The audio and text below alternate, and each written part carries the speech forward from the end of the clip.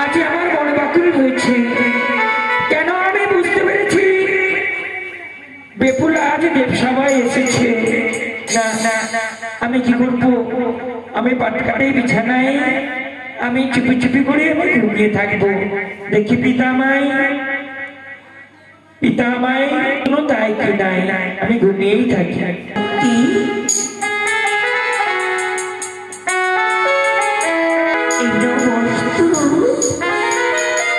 দেবী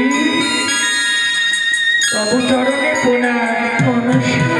বলো বলো নেতা দিদি, আজ আমার কাছে কেন এলে? আমি কেন এসেছি জানো? কেন? আমি তোমায় বস্ত্র প্রদান করতে এসেছি। ও তুমি আমার বস্ত্র নিয়েছো? দাও দেখি। নাও বস্ত্র।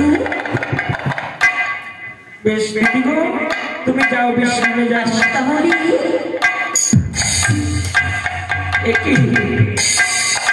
আমি বুঝতে পেরেছি আজ বেপুরা সেই দেবসভায় এসে পৌঁছে গেছে।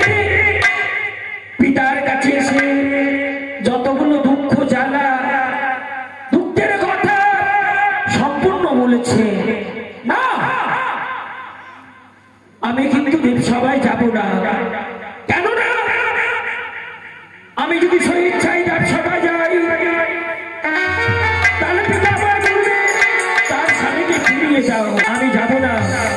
তাই আমি শিশুয়া ধামে আমি বিমান করে আমি পাটকাটে বিছানায় আমি চুপি চুপি করে ঘুমিয়ে থাকি না কেন?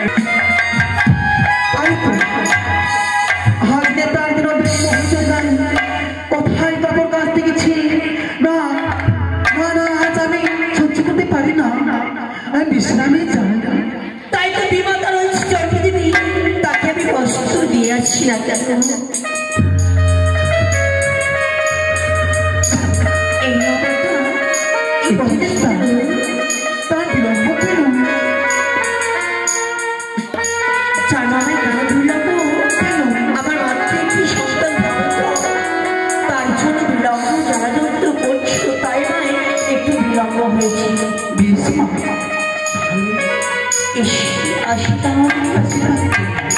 দাদু তুমি কিছু বলবে? আমি তুমি কি নৃত্য জানো?